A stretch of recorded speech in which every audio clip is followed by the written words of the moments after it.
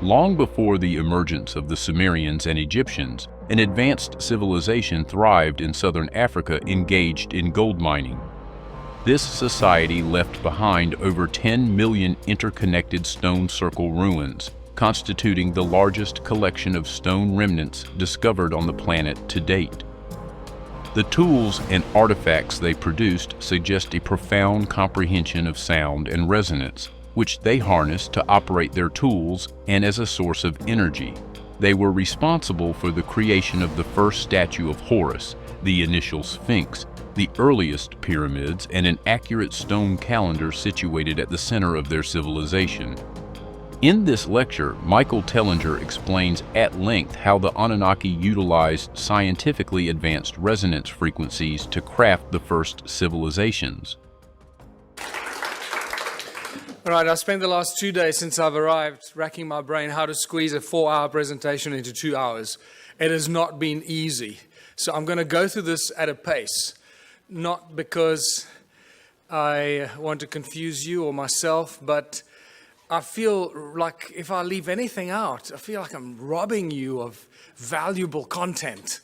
And, what do you leave out of something that's a work in progress that started out 8 years ago with a small little presentation and now consists of volumes and volumes of research and discovery that is, I for one, certainly did not expect to happen to me. So let's kick off. The history of our planet is far more mysterious and stranger than most of us will ever realize. And just by talking to the people here, it becomes very evident. The more people you talk to at this conference, the more evident it becomes. And the interesting thing is that the closer you get to this beautiful blue planet, the more you realize how deeply divided we are as a species. And it's that division, very constructively created division, that is being used against ourselves. And this becomes very evident by the end of my presentation. You'll know exactly what I'm talking about. The great human puzzle. Who are we? Where do we come from? Why are we here? Everyone has asked those questions, the 3 Holy Trinity questions, if you can call them that. That sounds so simple. We should have all these answers at our fingertips, and yet we can't, define these answers with any kind of confidence, because every time we think we've reached some sort of answer, everything shifts and changes and sends us in a completely different direction. And I normally have a lot more slides here to go into much more detail, but I edited those out. Sound and resonance seem to be the common denominators of religion and creation. No matter how far back you go, no matter how many civilizations you look at, eventually, if you scratch deep enough, that's what you're going to find. Sound, resonance, frequency, but primordially the sound. And it also somehow connects us to opening us to understanding higher levels of consciousness. And that becomes very important as we go through this presentation. In Christianity, it's the word. God said, let there be light. Okay, let's not get into the semantics. Yes, that we can define that in very various ways, but let's look at the basic stuff that we're dealing with here. The word. First there was the word. In Hinduism, we got the Om, the primordial creative source. The Egyptians sang the universe into creation. All comes to sound. And it gets more interesting as you look at some of the more bizarre and ancient cultures. And you can see this, how these days of creation and the sound of creation is manifested in some of the symbology used in sacred geometry. For example, Christianity can be very quickly described with sacred geometric principles. And you realize that the creator of the universe is not some guy with a white beard sitting on a cloud. That's just complete fairy tale stuff and very distinct part of the control system of humanity. That division principle plays itself out in that philosophy.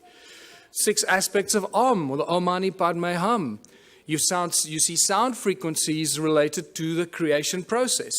And in Egyptology, the 6 aspects of the all-seeing eye of Horus. And when you see this, you realize that we're dealing with sound, 6 resonance ratios, all to do with sound frequencies. So sound plays a very important role, and one of the lesser known statements or thought patterns of Nikola Tesla that a lot of people seem to miss is that Nikola Tesla said that the earth rings like a bell. It's continuously ringing like a bell. And if you know how to use this primordial source sound frequency of Mother Earth, you'll know how to convert it into an unlimited source of energy. And I believe that's what he really did. What he did with it up at the top of the tower remains a mystery to most of us, and we're all trying to emulate that. But I believe that he was talking about the sound of Gaia, an unlimited free source of energy. And this plays a very important part in all of creation, in all ancient cultures, in all the belief systems. And I believe Tesla used this to do whatever he did to create this free energy that we're all trying to emulate. But what is sound? What is sound? Because we think that sound is just something that travels at a finite speed. Well, that's been busted now, because in Tennessee, and you studied in Tennessee, didn't you, Brooks? At the Middle State Tennessee University in 2005, there were 3 high school students and 2 undergraduates that proved that sound travels beyond the speed of light. I'm not going to go into that, but that's an interesting thing to contemplate. That's one of the best kept secrets of science and physics. Never made it into the mainstream news bulletins. Sound boils water. This is a guy called Peter Davey in New Zealand. Since 1940, this guy's been boiling water with sound frequency. It's not complicated, because everything has a resonance. Everything in the creation and in physical form has its own fundamental resonant frequencies. If we understand the resonance and the sound behind the resonance, we can do everything. Because if sound created the universe and all things in it, because that was done by God, then we should be able to use sound to do everything else. A 92-year-old Christchurch inventor claims to have come up with a novel way to make a cup of tea. He's invented a contraption that he claims uses the power of sound to boil water. Beverly Lockhart went to investigate. It looks like a desk lamp, is cool to the touch and appears to be doing nothing until it comes into contact with water. 92-year-old former Spitfire pilot Peter Davey claims his invention uses the power of sound to boil water. Yes, they're a bit baffled how it works. Nobody really knows how it works. Davey believes high-frequency sonic vibrations emitted from within the silver bulb cause the water to boil. He says the idea came to him 50 years ago when he noticed different saxophone notes caused different household items to rattle. The mains-powered gizmo has experts intrigued. Never seen anything like it in my life, as they say. Professor Williamson has his doubts about Davey's acoustic theory and suspects there are 2 simple electrodes inside the boiler. It's the conductivity of the water that provides the path for the current and provides the resistance to give the heating. I'm careful that I don't divulge everything. I'm waiting to get a manufacturer that's prepared to put some money into it. And if he does get it on the shelves, he's already got one interested customer. If I saw one in a shop, I'd buy one, because I think they're an interesting little bit of technology. However it is they work. But for now, Davey is savouring his gizmo's success and sticking to his own unique theory on how it works. Beverly Lockhart, 3 News. And in there lies the problem. He's dead. He took his secret to his grave. We will never find out until we go there, try and wrestle it out of his family to share the secret with the rest of the world. I can't believe that in all of the world of science and the the amazing laboratories that we have, there haven't been some scientists that have reverse engineered this or figured this out. Can't be that difficult. It's a resonant harmonic frequency of boiling water. Reverse engineer it. Measure the resonant harmonic frequency of boiling water and build the device. I don't have the laboratory to do it, but I've asked so many people to go out and do it, and no one's done it. But what we learn from this experience is we're here at this conference talking about free energy.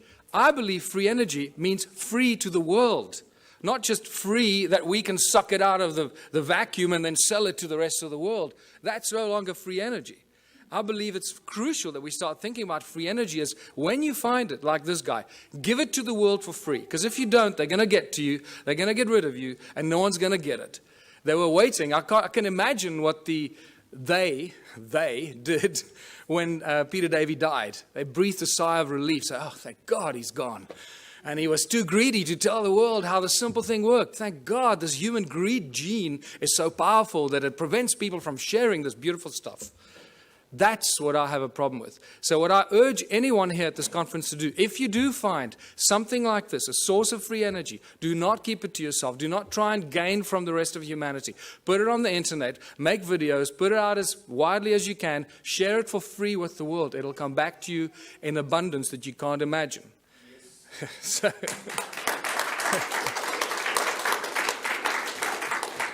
sound levitates. All ancient cultures talk about levitating things with sound, not just sound, but also with mind and thought. Now, we hear about it all the time, but until you see something being levitated by sound, it's difficult to comprehend. Here's a beautiful example. Most of the stuff exists on YouTube, but we don't go looking for it. So, notice that you can hear the sound frequencies because the items they're levitating are very light. Remember, the higher the frequency, the higher the energy.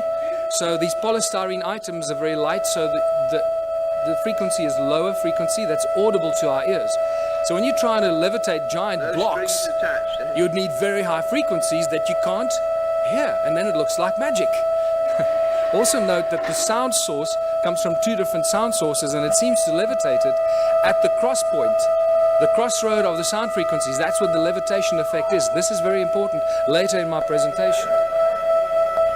And the knowledge of the ancient cultures.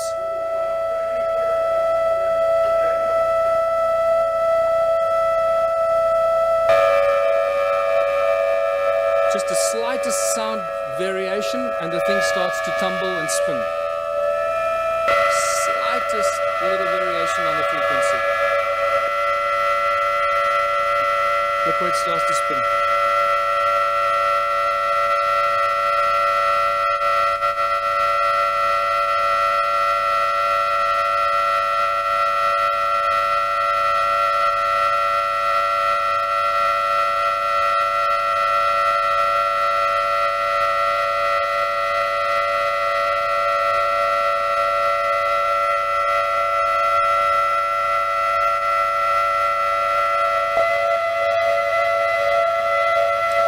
Irritating noise, but you have to put up with it.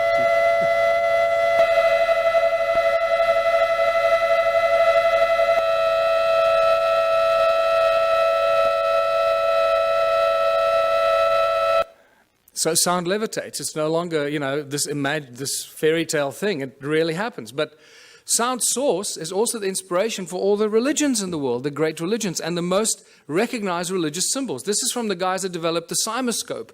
I normally show the cymoscope, but lack of time. So look at this 3D bubble that is created as sound. Remember, sound is a three-dimensional thing. From the pop, it goes in all directions. It's not a wave on a piece of paper.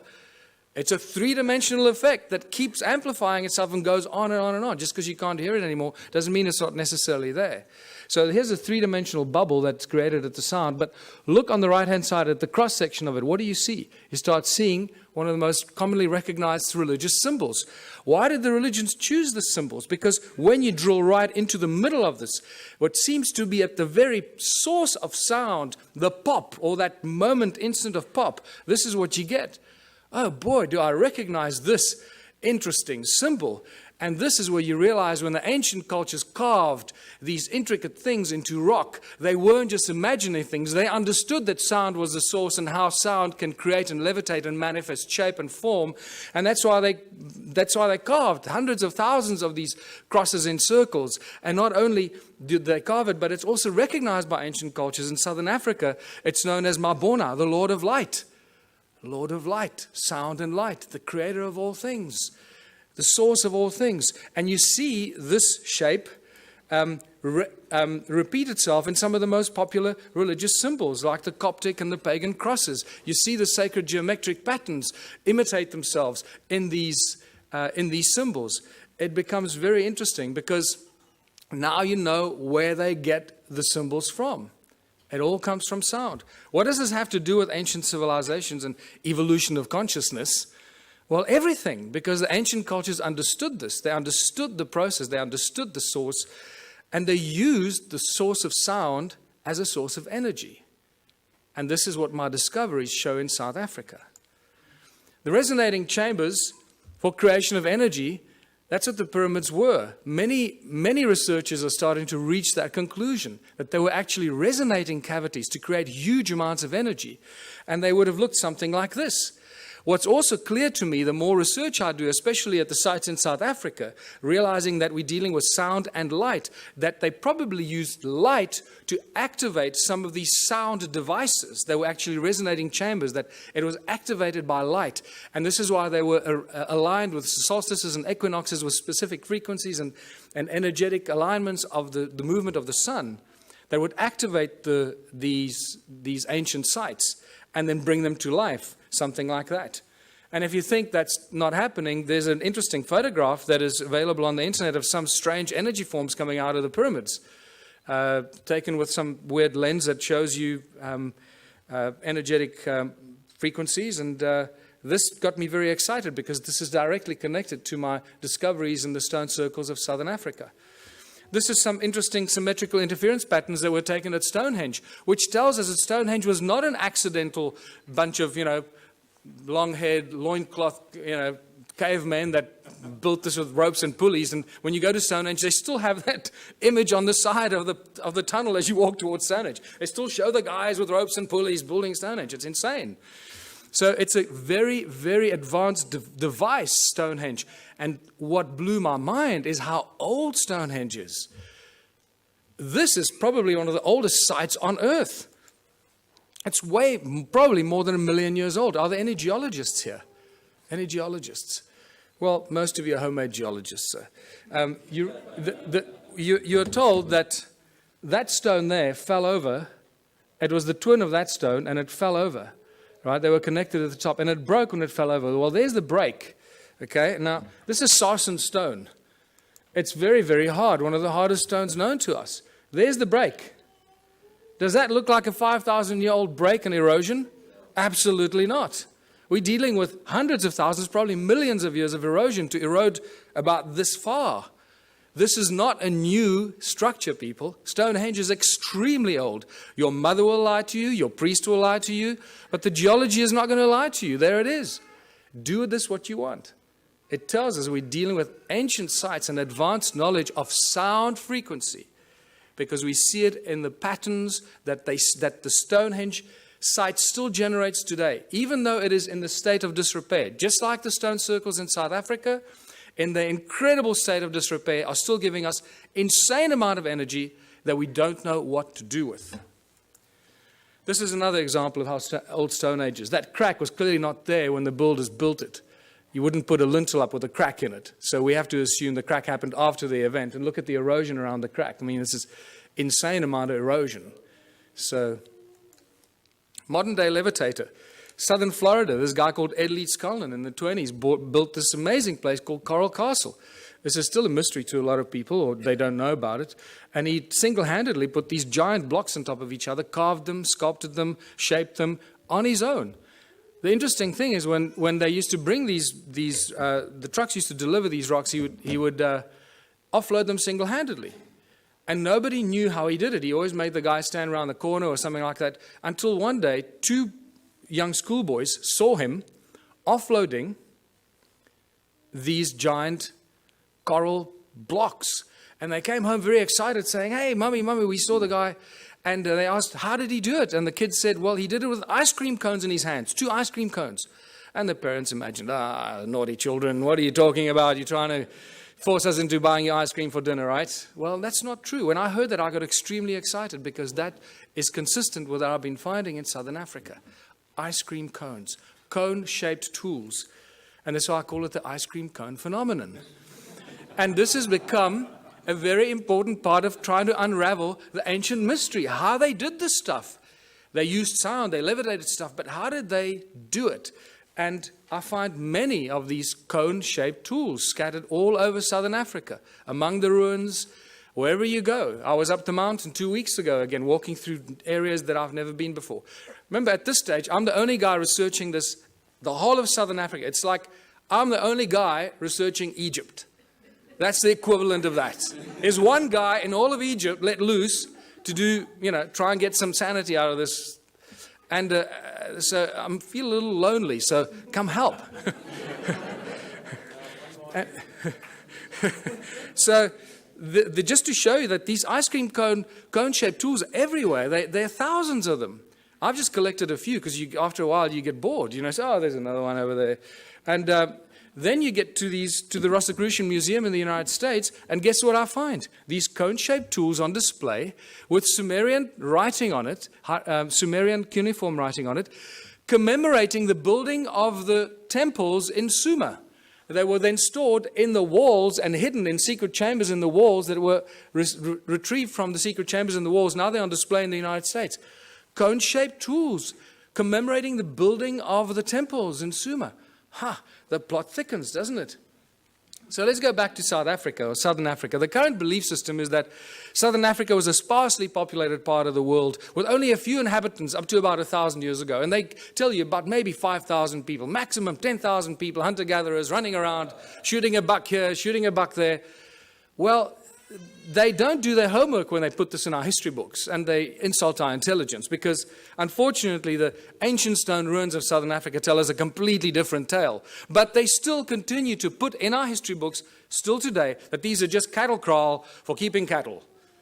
These amazing stone structures that cover most of Southern Africa, but they didn't know that it covered most of Southern Africa, so they put these ignorant things into our history books, and then we pay lots of money to send our children to university to regurgitate this crap. Right? And it's spectacular. They just make the stuff up, put it in the history books, but because they doctor this and doctor that, everybody just kisses their butt and nobody questions them. It's really sad, but just to show you what some of these structures look like, I'll go through these rapidly. They are really remarkable structures. And the walls are not very high. Sometimes they're flat with the ground. Some places they're 3 meters tall or 2.5 meters high. The most important thing that you need to notice is that each one is completely unique and different. There are not two that are even closely, remotely the same.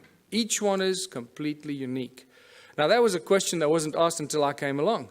What you also need to look at is the stuff around the obvious structures, not the structures themselves, because you'll see that there's a lot of stuff around the structures that is hidden by soil. It's not visible to you unless you're up in the air, like you're looking at from this vantage point. Otherwise, you don't even know it's there. You walk through the veld, you have no idea you're walking over ruins. And then when you look at it on Google, you say, oh my goodness, I was walking there, and I was walking right through all these ruins and these terraces. I didn't even know it while I was walking there. And this is the awakening that happens. Let me just go back here. Look at this horseshoe-shaped structure here, attached with a circle inside, with a stone right in the middle of it, with these weird two, towers that lead you in there. And this arm of this from the center goes right through the middle of this. There's some weird stuff going on here that we don't understand. Look at all this stuff hidden by soil underneath, around this obvious ruin here. There's another horseshoe-shaped, ohm-shaped structure. And what does ohm represent in modern electronics and electricity? It's linked to vibration, frequency, the movement of current, and so forth, resistance. Look at all the stuff in between, covered by soil. You have no idea that there's much more of this stuff in between, connecting this one to that one. And then they build beautiful flower-shaped stone structures because they look like pretty flowers, right? Except you can only see it from the air. And they're all connected by these channels. There's a channel coming out of it and a channel running down there that's badly destroyed, and these strange hexagonal shapes. What is activity all about in Southern Africa? Always about gold. Don't you ever forget it. Always about gold. And remember, it's not the obsession of humans with gold, it's the God's obsession with gold. In Genesis 2, when Adam was alone on earth, Eve had not yet been fashioned from his rib. God comes to Adam and says, hey buddy, there's a place called Havilah. It's land full of milk and honey. The land is good, the water is good. And by the way, buddy, there's gold. What on earth is going on here? Why would God, the creator of the universe and all things in it, the commander of consciousness, want to tell Adam about gold? And it's in that one defining moment that you divide God with a big G from God with a small g. Huge, huge division. The twain shall never meet. And the Bible and ancient texts seem to be, especially the Bible, is constantly crossing those lines. What I find fascinating, scholars that have been studying the Bible for 30 years, their entire life, still keep crossing that line. God with a big G, God with a small g. The Elohim is a plural. The Elohim and the Anunnaki are the same beings, and I'll show you why. We've got conclusive evidence that the Anunnaki and the Elohim were the gods of the Bible, the gods with a small g, the malicious, malevolent beings that were after gold. The divine creator of all things does not want gold. He doesn't take credit cards and he doesn't use money. And we'll get to that. The ancient history of Southern Africa is all about gold. You can't, the whole monumental kingdom that was attacked by everybody from the north and they could never be overthrown, the golden kings of monumental. Fascinating story. Not many people are even aware of it. What do other ancient cultures or other ancient texts tell us? Well, the Sumerian tablets tell us in great detail about the Anunnaki. And all the great biblical stories are first found in the Sumerian tablets in much greater detail. And when they, like the creation of Eve from Adam's rib, is reduced to 2 lines in the Bible. In the Sumerian tablets, it's a whole chapter on it, how it happened, how they put Adam into a deep sleep, and blah, blah, blah. It's phenomenal information.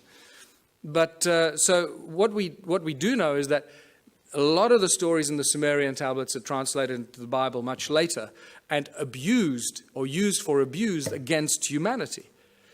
Work in the Abzu is the constant reference in the Sumerian tablets. Abzu has been given many names, but its primary sort of reference is always linked with gold. This is Abzu is where the gold came from, and there's some great references from Sitchin's work where the landmass, the shape of a heart was given, in the lower parts thereof golden veins from the earth's innards were abundant. Abzu, of gold the birthplace, Ea to the region the name gave. And I'll draw that comparison for you to show what he's talking about. The Sumerian god Enki is inextricably linked to Southern Africa and the gold mining empire. And in my longer presentations, I go into more detail why I say this, but it's just overwhelming. It keeps coming in waves and waves, how Enki is linked to Southern Africa and the gold mining empire that he set up there some 400,000 years ago. Now, Enki is not unknown in African ancient history. Creator Mutwa told me that Enki is known as Enkai, the creator of the human race. Just to throw that at you. And it gets weirder and weirder the deeper you go into this. And then Enki decides to create a species because they needed help to get the gold out of the mine. You can't just use machines. Machines break. And it's much easier to clone a species and train them and let them do the stuff, because if they die or get sick, then you just replace them. It's better than building machines. They just breed on their own. Look what they've done. 7 billion. Great breeders, these machines, these slaves. Let us create a Lulu, a primitive worker.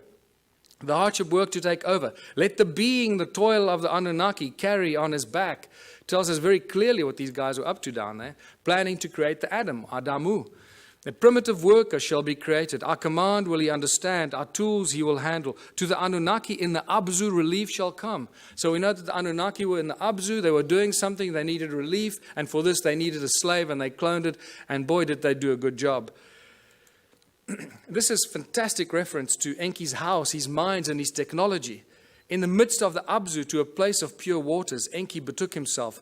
In that land, a place of deepness he determined for the heroes into the earth's bowels to descend. Before they cloned the slaves or the human race, they referred to the Anunnaki who were doing the gold mining as the heroes, because they were doing the hard work in the gold mines. So for the heroes into earth's bowels to descend. The earth splitter that Enki established. Now I'm going to show you the earth splitter because this is one of my discoveries in South Africa. Therewith in the earth a gash to make, by way of tunnels, earth's innards to reach, the golden veins to uncover. Boy, now that we found the physical evidence in South Africa and Zimbabwe, mostly, suddenly Sitchin's work becomes like poetry, because we can point to what he's referring to.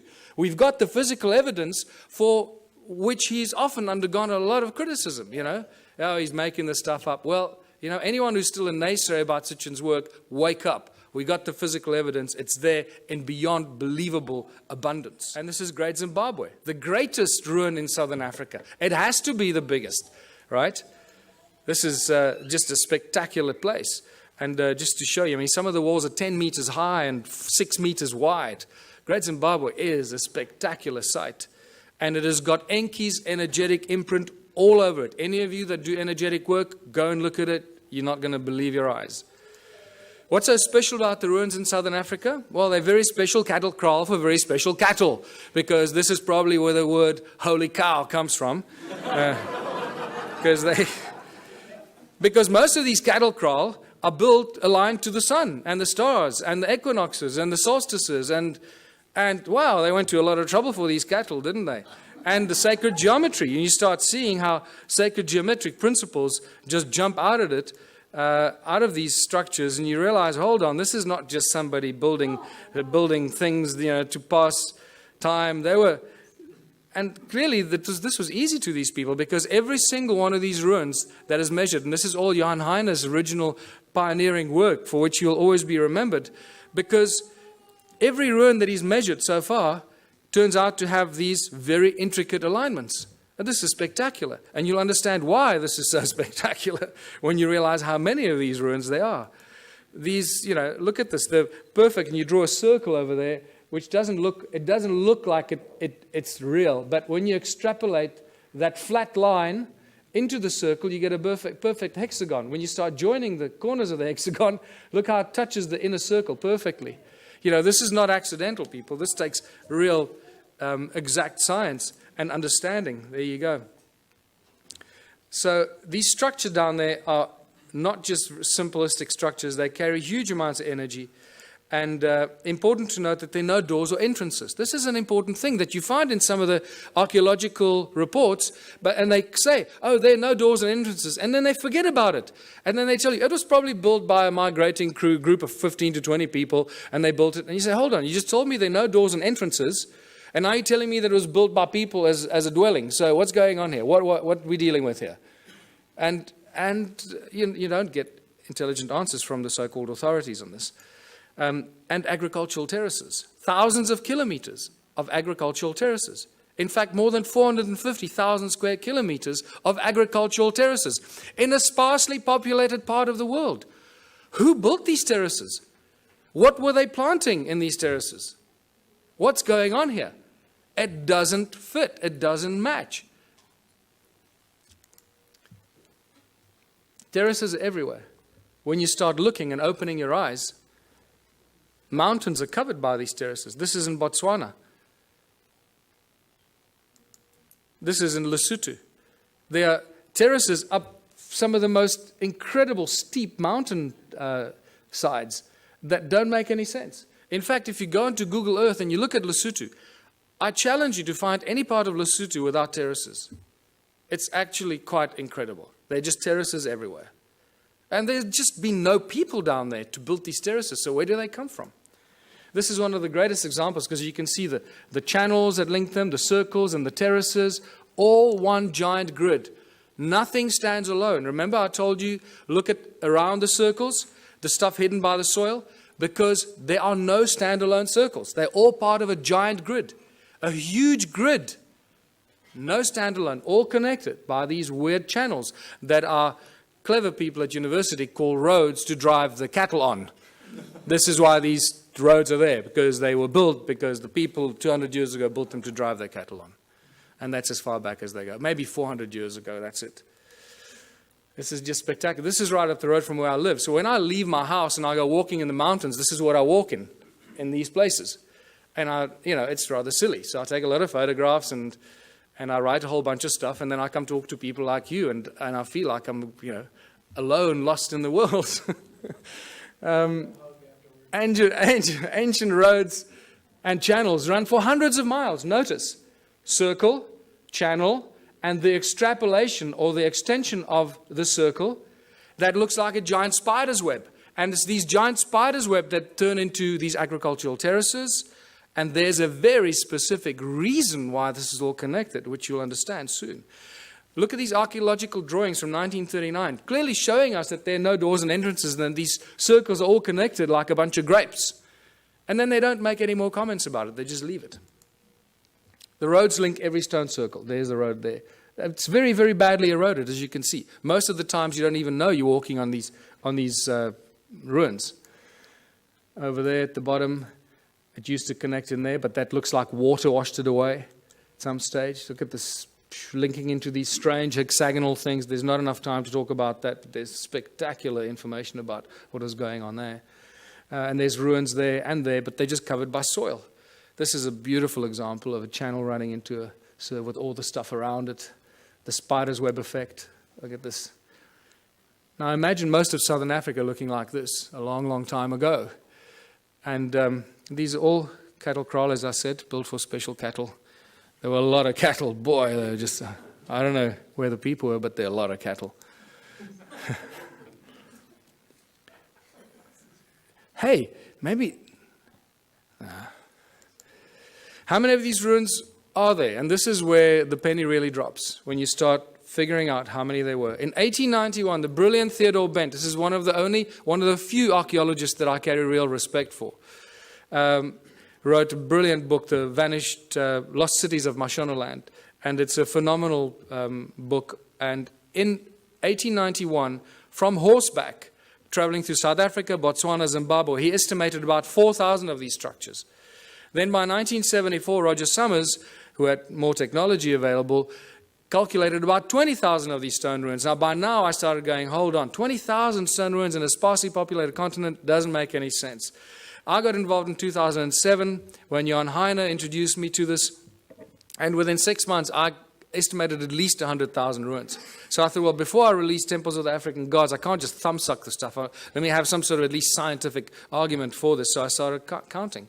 I used Google and aerial shots and just started counting, and extrapolating, getting averages per hectare, per square kilometer, per larger area. And I went all over southern Africa and found these densely clustered areas and got averages. And some of the aerial photographs looks like, there's circles here. When you look closer at it, when you study this, you see how connected they were. This is all over southern Africa. Some of them are in the Transvaal or in Gauteng, what used to be the Transvaal, in Mpumalanga, in the Orange Free State. There's some in Natal, KZN. I just found some in KZN 2 weeks ago when I traveled to KZN. And I hadn't found any before. So wherever you go, you find more ruins. Zimbabwe, Botswana, as I mentioned. And this one I'll be talking about again. This is near a town called Bronkhorstspruit, very strange looking structures. This is again close to my house. And this is south of Johannesburg. There are thousands and thousands of these south of Johannesburg, and they think they discovered gold there in the late 1800s. And this is just spectacular. It's the density of these. This is other side of Rustenburg, where I grew up near the platinum mines on the way to Botswana. This runs about 5 by 5 kilometers, and it's just dense like this. It's ridiculous. And this is back near where I live, just to show you the circles with the channels connecting them and the terraces. And by the time I finished counting, getting all these averages, I found out there were more than 10 million of these. So forget 4,000 and 20,000 and 100,000, more than 10 million of these. In fact, I can now tell you categorically it's probably closer to 20 million of these. And we'll be surprised if there aren't more. It's spectacular. We're dealing with the largest and most mysterious ancient civilization on earth that no one's paid any attention to until now. What happened to them? What happened to 10 million stone structures and the people? Forget the stone structures. We've got evidence of those. Where are the bones? Where are the dead people? There's nothing. Not a trace of who occupied these. Isn't that more mysterious in itself? That for an extended period of, I'll show you, about 280,000 years, people lived and worked here. Then no fossil remains of these people. What on earth went on here? This is where you start listening to people like Drunvalo Melchizedek, when he says that, human populations have been evacuated and moved from one planet to another. You go, well, hold on. Suddenly that makes a little bit more sense than anything else. Because we should have found bones. There's been a lot of digging, mining, and there should be bones everywhere. Farmers building houses. So what happened to them? This is where the Sumerian tablets become very important. And the King's List, I'm going to come back to this, because the two King's Lists that give us exactly the same story. They give us the names of 8 kings that ruled for about between 220 and 241,000 years. The names of the kings are the same. The places they ruled are exactly the same. The dates vary a little bit. So you've got to allow some mistakes in translation. But the names and places remain the same. This is very, very interesting. But what this tells us is two very important things that I'm going to come back to later. And this is a repetitive theme in the Sumerian text, is after the kingship descended from heaven to earth, after kingship was lowered to earth from heaven. Okay, to us it doesn't make any sense. Oh, we think it's some crap made up by the ancient people because they were all stupid, right? And then it tells us who these kings were and how long they lived. And you can clearly see that they weren't human because they lived and ruled for 36,000 years, 64,000 years, 28,000 years. And then a very important thing that it tells us, a very important statement from these two kings lists. And then the flood swept over. So two very important things, three important things. That kingship was lowered to earth from heaven. Somebody up there decided that they were going to appoint some kings on earth, some priest kings. That changes all of human history. It tells us that they ruled for an extended period of time, and then the flood came. So we seem to have a history, a chronology of human history until the flood. Prior to this, or until now, we know very little about what happened before the flood. And this is very important. So I believe that when they say the flood came, that's what destroyed these ruins. Some 12 to 13,000 years ago, the so-called Great Flood that there's not much argument about in geologic and archaeological circles. And you can see the sedimentation. That's why most of these ruins are not visible. Most of them are covered by soil. They're hidden from us. And wherever there's stone circles, there are gold mines. You can't get away from it. More than 75,000 gold mines have been found between 2005 and 2010 in a geological survey just around the little town of Leidenburg in the Mpumalanga province. 75,000 gold mines. In the 30s, I've got two distinct, separate reports from two separate miners that mined in the province of Limpopo, northern South Africa, that found mysterious mine shafts, tunnels like this, at about 100 feet down while they were mining gold. Remain unexplained. Tools and artifacts were confiscated by the authorities, never to be returned. In the 1990s, De Beers found a mine shaft 22,000 feet deep that scared them. That they say it was cut with absolute precision, indicating some advanced laser technology that they do not possess. Anglo-American, I know, has a secret file that they keep for covering up ancient mines and shafts. Anytime they come across an ancient shaft or a mine, they cover it up and move on. They don't even discuss it, but they have a specific file for that. And I was told this by the chief geologist, the Anglo-American, while we were having a beer at a pub. He just volunteered this information to me. I was amazed. But then he didn't know who I was or what I was doing. Sneaky bastard. What kind of stone are we dealing with here? It's a very special kind of stone. It's known as hornfels. And it's known by geologists as ringstone. And I was the first person, I'm astounded, the first person to ask what kind of stone was used to build these ruins. They just, don't go there. And it's metamorphosized quartzite. It's incredibly hard. You can't break it, people. I've tried to break some of these. This sliver is a break I keep in my museum.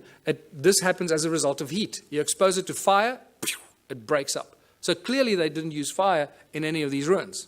Otherwise there'd be none left.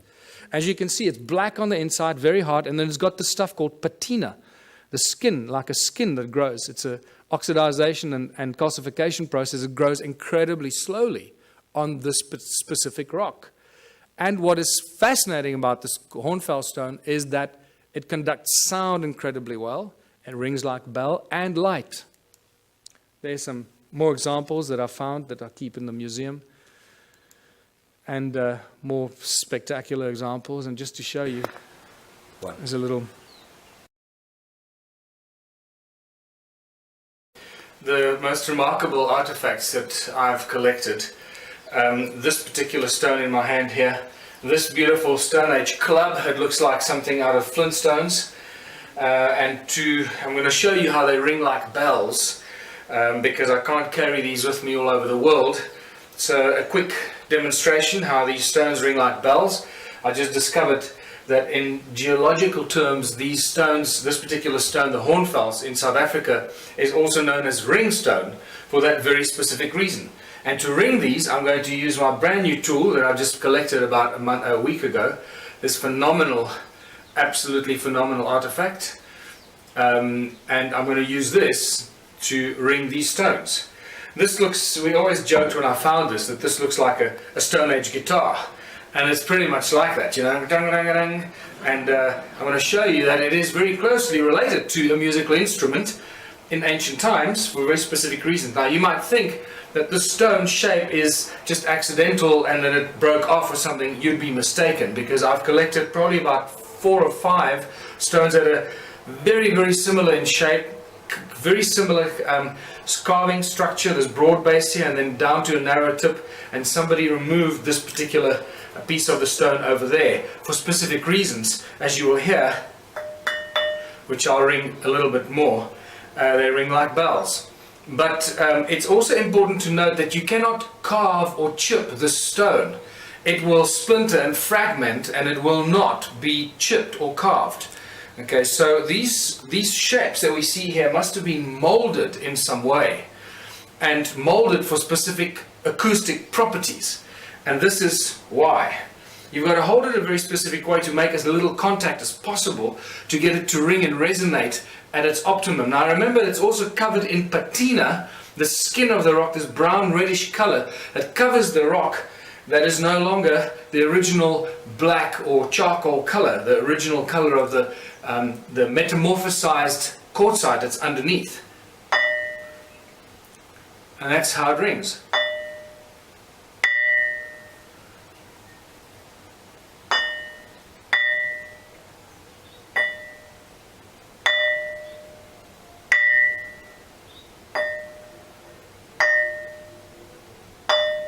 I can actually feel my fingers underneath are deadening the ringing because I'm holding it and it's deadening some of the effect. There we go. That's better. That's what you want. You realize that this thing really rings like a bell, and it reverberates for quite a long time.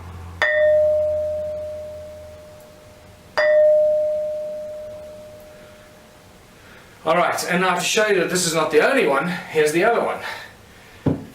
The Stone Age Club. And I drove over this myself a few times, driving up the mountain of the forest road, and eventually I stopped and picked it up because I realized this is one of the most remarkable tools that you will ever find, and thank God I did.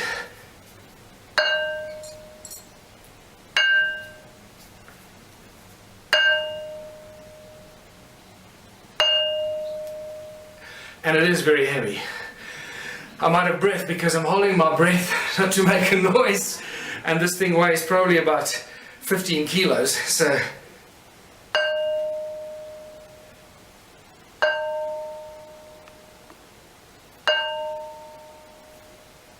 and there you go.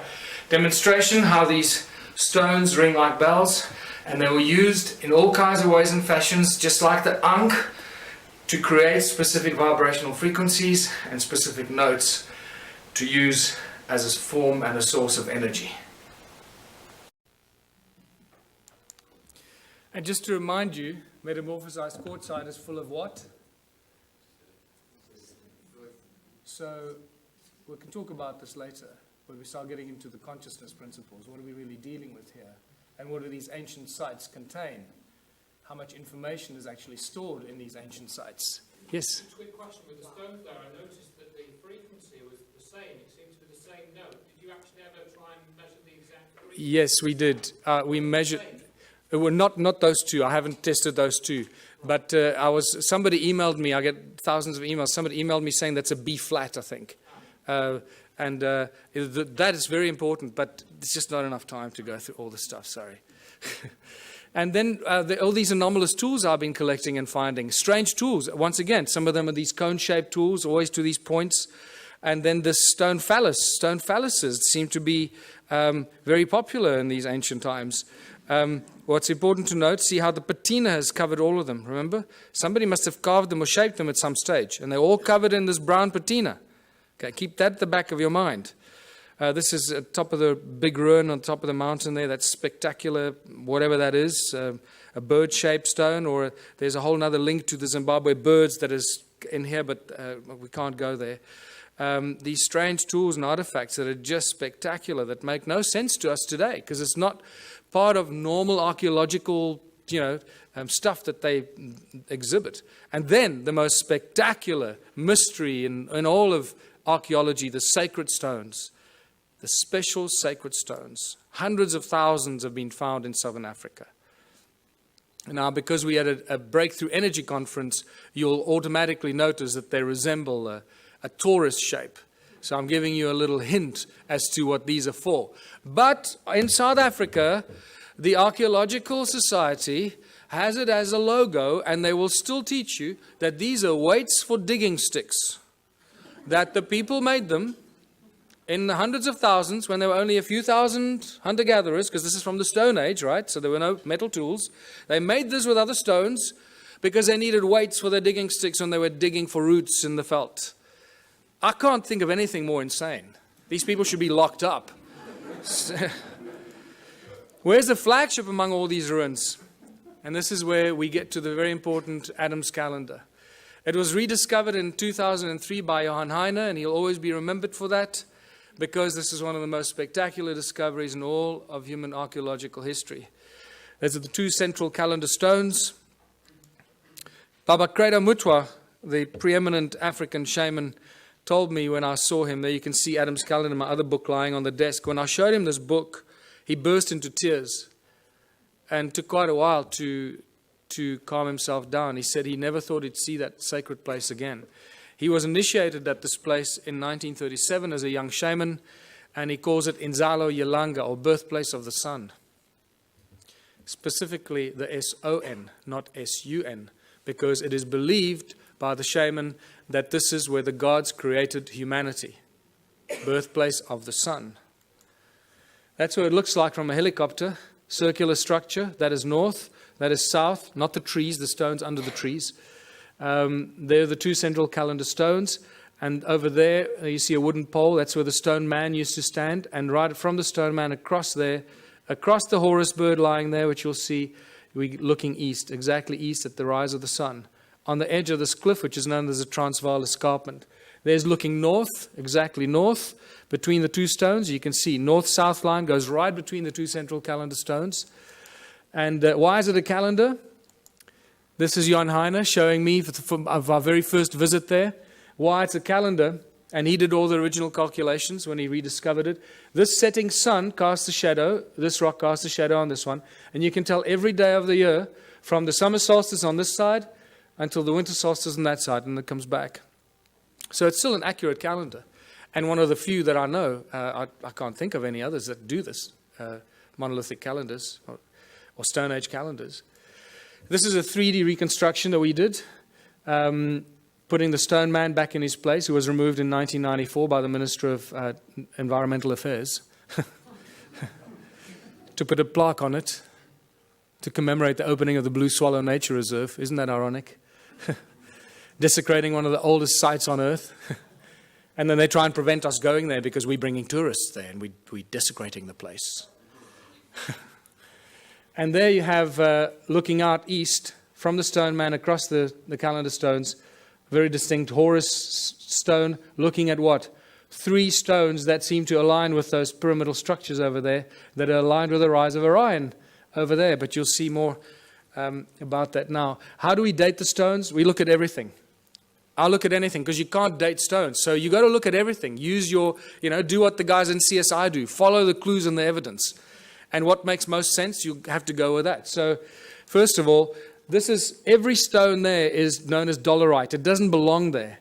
It is now categorically proven and shown from geological studies that those stones do not belong there. They were brought there by somebody to build the calendar site. That's the edge of the Transvaal Escarpment. It's known as Black Reef Quartzite, and it's full of gold. There's a gold mine underneath that ridge, actually, an ancient gold mine. The erosion, that piece there broke off there. That's the erosion on the tip of that ridge, on the break.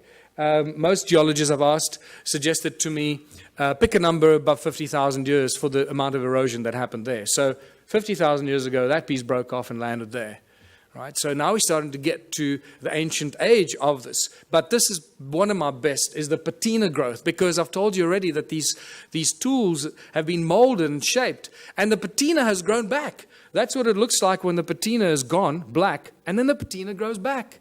This is a great example of a monolith in one of the stone walls that at some point broke, and this tip broke off. Look at the patina that's grown back. There's about 2 millimeters of patina growth, We're dealing with something. This patina is known to grow at about 1,000 years per microscopic layer.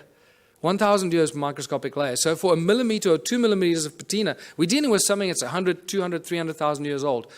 We don't really have a measure for it, but it's extremely old. And we know that this is not normal archaeology. Look at this beautiful carving of one of the stone structures. So not only did they build the stone circles, but they first carved them into rock. This is another interesting part of this presentation that I normally go into a lot more detail. But look at, after they carved this crack appeared through the rock. This hornfels stone, you should see the black of the hornfels on the crack. On a fresh crack, you'll see the black of the hornfels. But it's so old that the patina has grown into the crack and completely covered up the black color. So this shows us how old this carving is. So we're dealing with probably 50 to 100,000 years old that this carving is. So these are the kind of indicators that we have to use when you deal with this kind of evidence, because you can't follow the normal archaeological routes. They just don't have the tools to do that. But this, my friends, is by far the most important discovery, I believe. If you look at the circular, you can see the whole Adam's calendar is a circular structure, north-south. But the first thing that you notice is that it's not at 12 o'clock. It's not true north. It's slightly left of center. So Johan Hein and I had it measured, and we found out that there's a 3 degrees, 17 minutes, and 42-second deviation anti-clockwise. Now, that's not possible, because we're not dealing with magnetic north. We're dealing with true north. And at first, we thought that this had something to do with the precessional wobble. So I spent a lot of months trying to analyze and speak to experts in precessional counting and all that. And I realized, hold on, I'm barking up the wrong tree. This is true north. Wherever you are in the precessional wobble, true north stays at true north, right? So what's going on here?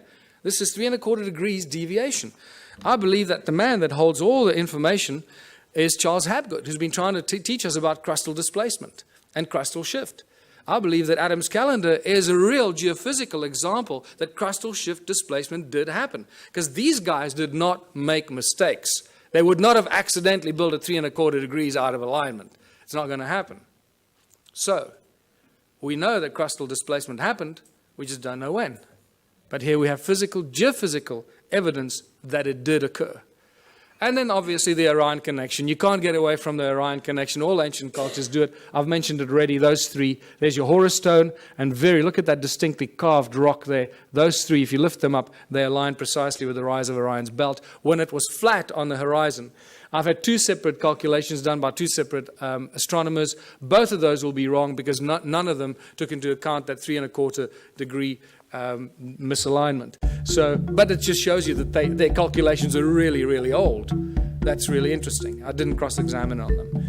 And just to show you this beautiful Horus stone, I discovered that one morning when I went there with another guy, very, very early when I started doing this exploration. And that stone was covered by soil. So we couldn't see. I didn't know that it was actually a Horus or a bird-shaped stone. But then when I moved the soil away from about there, suddenly this beautiful head and nose appeared. It doesn't look like much from here, but there's nothing to stand on to take photographs. You know, if I take one step backwards that way, I fall off the edge of the cliff. So, and there you go. It's about 3.5 meters tall. There's a fat belly there that you can't see on this angle. And the nose is broken off. That's probably maybe another foot there that would have extended. If you lift it up, there you got it. Reconstructed. Adam's calendar. When I called it Adam's calendar, I had no idea how close to the truth it was. This is where humanity was created according to ancient African culture, where the Anunnaki artificially, genetically created the Adamu, the human species that we all belong to in various forms and shapes. And then we get to the discovering of the pyramids. The mystery just, gets better and better. Look at that. This is one of the first pictures taken of Johan in 2003 when he started measuring the calendar and finding out all these mysteries. One of the best pictures, because I've been there thousands of times and you just don't get good pictures of the pyramidal structures. There's a third one, a little one over there, just sticking its head out. I've been told through various means that there's about 30 meters of sedimentation down there. So we're only probably seeing half of those pyramidal structures because of the flood, remember? The flood that destroyed all the stuff. That would have covered all of it. Why are they pyramids? Why am I so convinced they're pyramids? For various reasons. First of all, when you go into Adam's calendar, the moment you cross the circle, because there's no obvious circle, it's an imaginary circle. The moment you cross that circle with your GPS, you lose signal. Okay, it works here. The moment you walk in there, your signal is gone. And I love the macho guys. They just love it. Oh, my GPS will work. You'll see. I'll show you how my GPS works. And they go in there. It's fantastic watching them and just see that ego drop very quickly. And then when you take the same GPS down to the pyramids, there were 4 of us.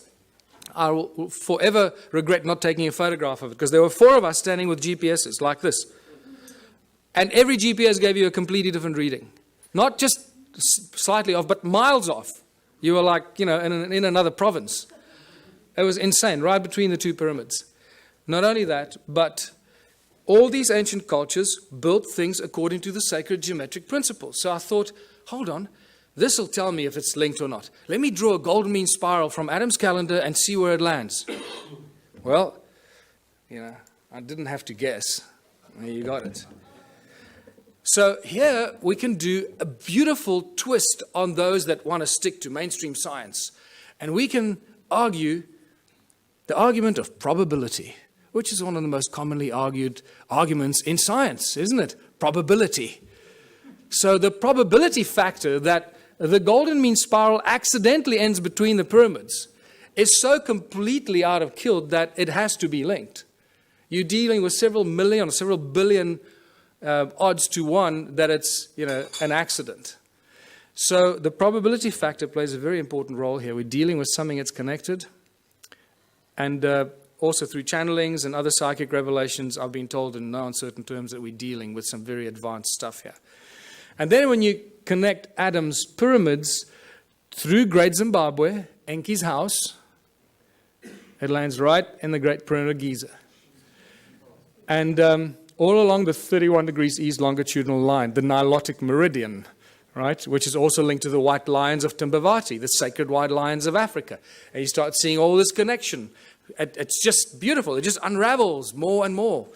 And then my beautiful friend Willem de Swart, who's decoded the numeric system and the secret numbers of God, made it very clear to me that the name Elohim equates to the number 31.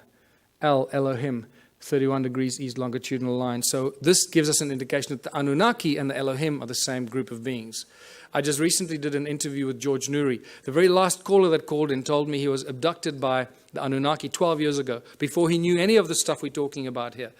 They told him they were tall, about 9 feet tall, blonde, blue-eyed individuals. They told him they were the Anunnaki, and they also told him they were often referred to as El or Elohim.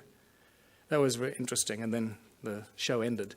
So I need to talk to him more. So what were all these stone circles for?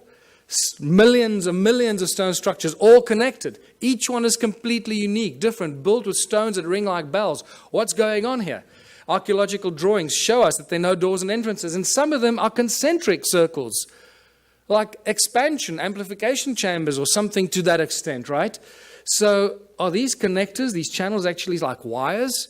Absolutely. So let's go back to what Nikola Tesla said. He said the earth rings like a bell, and it's an inexhaustible source of energy if you know how to use the sound frequency of Gaia.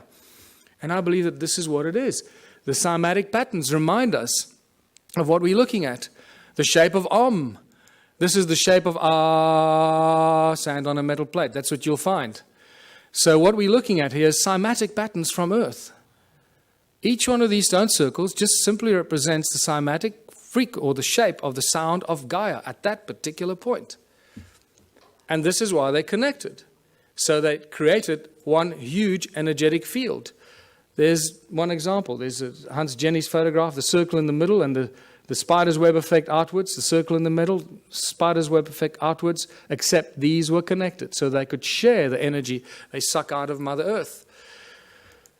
And but how much energy could these structures create? For this, we got to go to 1944 in Japan, when they were developing the death ray with which they were going to smite the Allied army.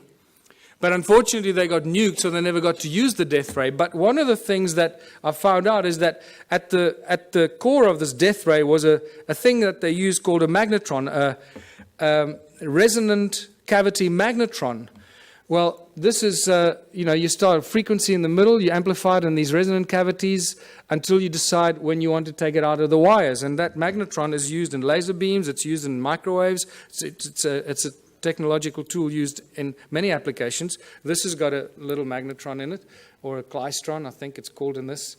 And then it goes through what? It goes through a crystal to focus the light. Right? So if you're working with light, you need to use crystal because it lets the light go through it. Right? So I believe that this magnetron was used. There you go. If a magnetron a few centimeters in diameter could fry the Allied army, how much energy could a magnetron 22 meters in diameter create? Huge amounts of energy. In fact, I was made aware that it's this structure that was probably responsible for the destruction of Atlantis, because they didn't quite know how to use it and it got out of control. So I believe when you read those translations of Sitchin, where he says Enki built the earth splitter with which in the earth a gash to make, I believe this is the earth splitter or something like that, creating huge amounts of energy, putting it into the giant energy grid that connected all these stone structures in southern Africa.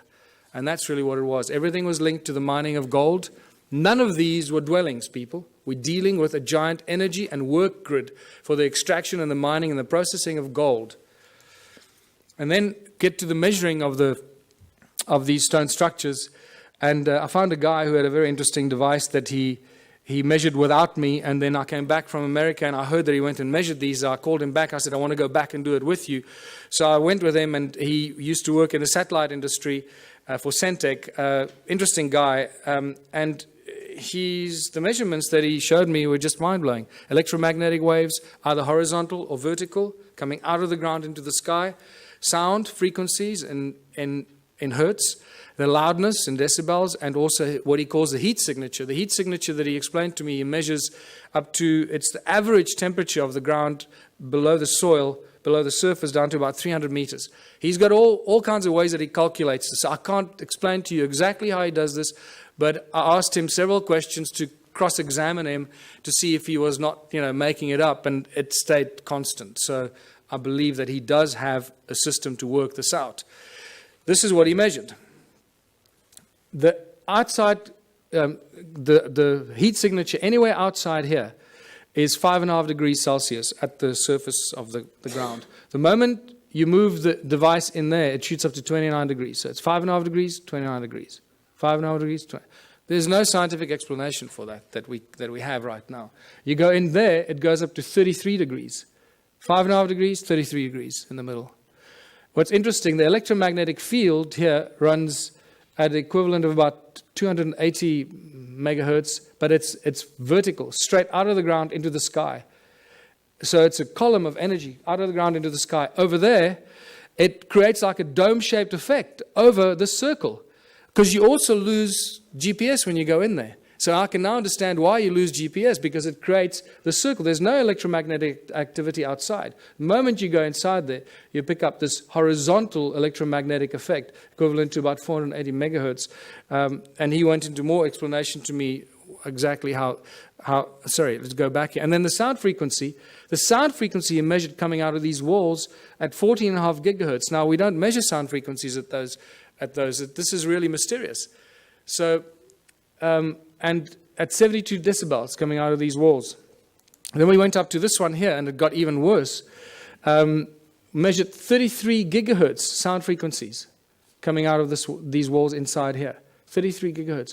When you walk along this channel that ran in here, the wall was broken there, but the channel runs in there. It started like 5 degrees. It keeps going up. As you walk there, that heat signature keeps rising. By the way, the heat signature, he explained to me, can only go up to about 80 degrees Celsius, at which point it suggests that you've got a volcano under you, about 300 meters below you. So that's how he's calculated it. And so at 80 degrees is the max, and nothing more is possible. So we go from 5.5, and by the time you get here, it's at 33 degrees. Around 30 degrees there.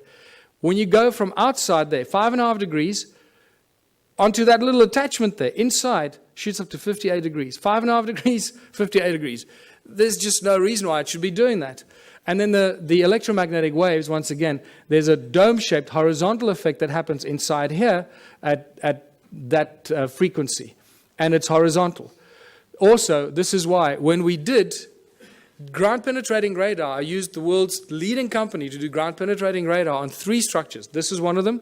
There was another one of those flower-shaped ones, and then at Adam's Calendar. And all the way through the ground-penetrating radar exercise, I kept asking the guy, are you getting GPS signal? And he says, yeah, sure. And he had a really big GPS thing on his back, and I thought, okay, well, this is our measurements are down the drain. That's it, the guy was lying to me. And then I waited after working like a dog for a whole long weekend, because to do this GPR is not easy. The GPR devices are not meant for rocky terrain. You know, you've got to drag this big box and up the rocks and down the rocks. I had to do the dragging. So I worked my butt off for the whole weekend, expecting some results. So, you know, a week goes by, and I phone the guys in Joburg, and I say, have you got any results for me? I'm dying to see the results. And they say, yeah, no, we've got some problems with, I'll get back to you. A month goes by, nothing. 3 months go. Eventually I said, just tell me what's going on. He says, look, we got real problems with the GPS. Everything is just completely scrambled. I don't know what happened. I'm really, really sorry. But it's just like complete garbage. This has never happened to us before. So I went, don't worry, it's okay. You made me the happiest guy in the world. Because now I know that our measurement's accurate. It looks like you're getting a reading, but you're getting garbage. So when they put it in the computer nearly blew up. It said, sorry, buddy, I don't like what you're feeding me. And then we get to Adam's Calendar, and everything we know, or we think we know, just flies out the window. There's the imaginary circle once again. And as you approach it, the heat signature is at 9.5 degrees. It's a little higher than the other places. As you cross that imaginary circle, remember there's no wall. So 9.5 degrees, as you cross in there, it shoots up to 77 degrees. 9.5, 77 degrees. But then when you go in between the 2 calendar stones, it shoots up to beyond 80 degrees, beyond what suggests you're standing on a volcano. This is bizarre stuff.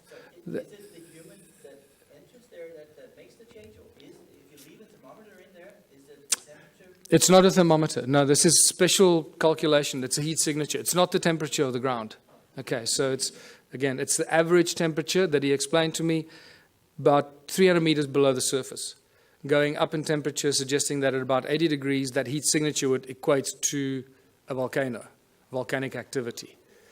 And then we measured the sound frequency, first of all. Once again, nothing outside. And then as you cross that imaginary circle inside, it shoots up to beyond 375 gigahertz. This is sound frequency. Now, I've never heard of anything before measuring sound frequency at these frequencies. In fact, I've had several people argue with me that sound doesn't exist at those frequencies. I say, oh, well, it just disappears.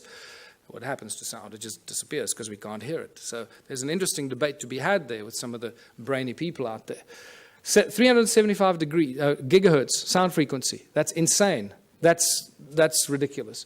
But then the electromagnetic fields become very important in this discovery, because as you cross in there, it shoots up to 1700 megahertz, equivalent electromagnetic activity, horizontally, creating a dome-shaped effect. Again, this is why the GPS doesn't work inside there.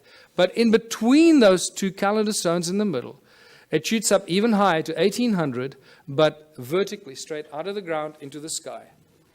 And that just blew my mind, because that made me realize that we're dealing with something very special.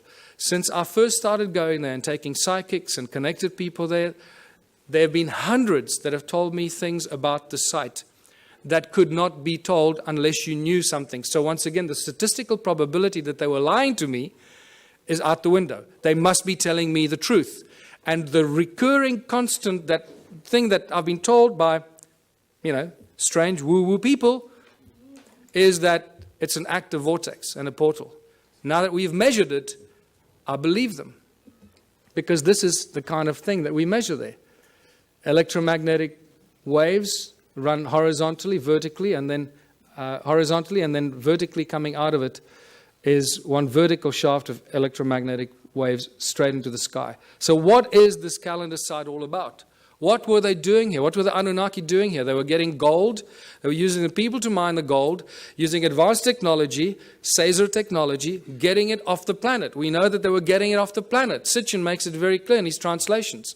But he says they would beam it up with skyships I think he was very, very close to the truth, except the word skyships was misinterpreted in his translations.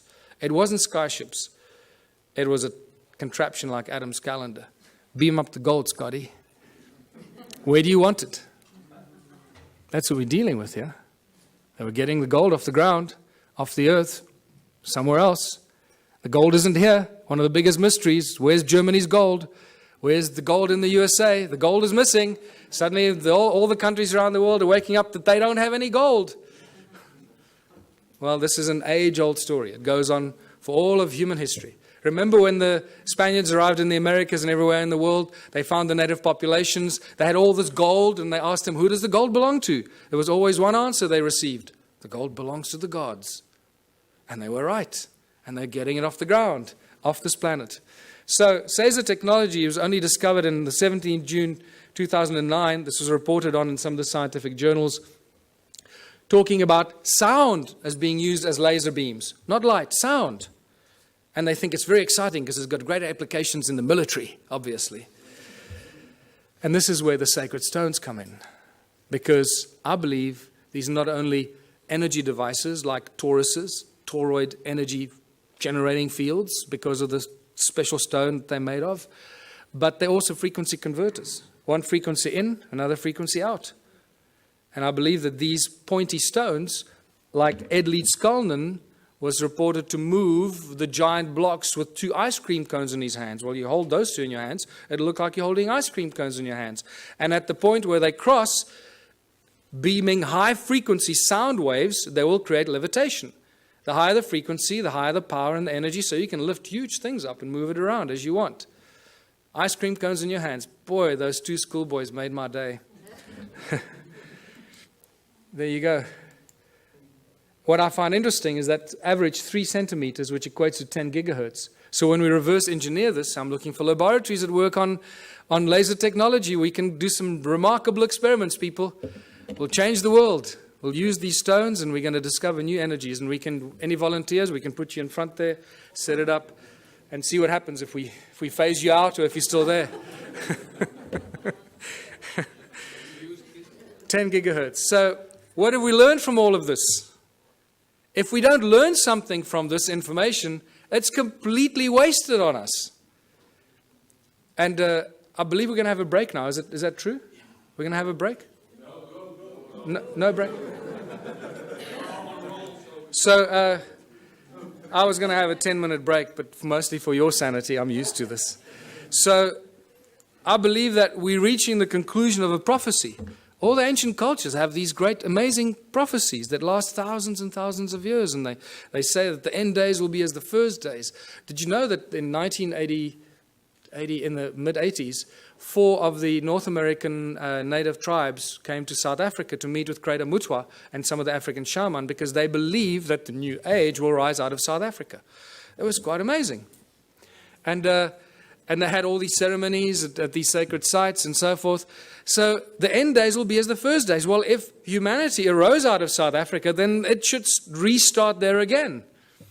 And it makes me quite curious to see what's going on in South Africa at the moment. There's some really interesting things, and I seem to be involved in a few of those for some reason. But we're rediscovering free energy. We're discovering that sound is a source of energy. We just need to realize how to use it, figure out how to use all these ancient stone circles that give us insane amounts of free energy every second of the day. We just don't know how to use it. We're crossing the galactic plane.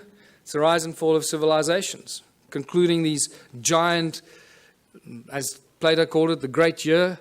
And we're exposed to frequencies and energies that we probably haven't experienced in the last 26,000 years. So no wonder we're going through, turmoil, and a lot of people are going crazy. They don't know how to deal with it. We're exposed to galactic light from the great sun, the cosmic, the center of our galaxy. And we're exploding with consciousness. Why? Why are we exploding with consciousness? Because this galactic light is activating our DNA, and there's plenty of scientific evidence for that you can go and look at if you still don't believe that. And it's doing amazing things. It's not just activating our junk DNA, 97% of it. So as our junk DNA gets activated, it creates a feedback mechanism, and we start to think higher thoughts, and our consciousness grows quicker and quicker. It's a beautiful thing, this, people. And it's all connected to these crazy people, and 280,000 years ago, building stone circles in South Africa. They created us and allowed us to get to this point where we can contemplate our own existence and our own humanness and figure out how we fit into this great, crazy picture. We connect to the morphogenic field and realize that the resonance is the substance of the morphogenic field and plays a very important role in, spooky action at a distance.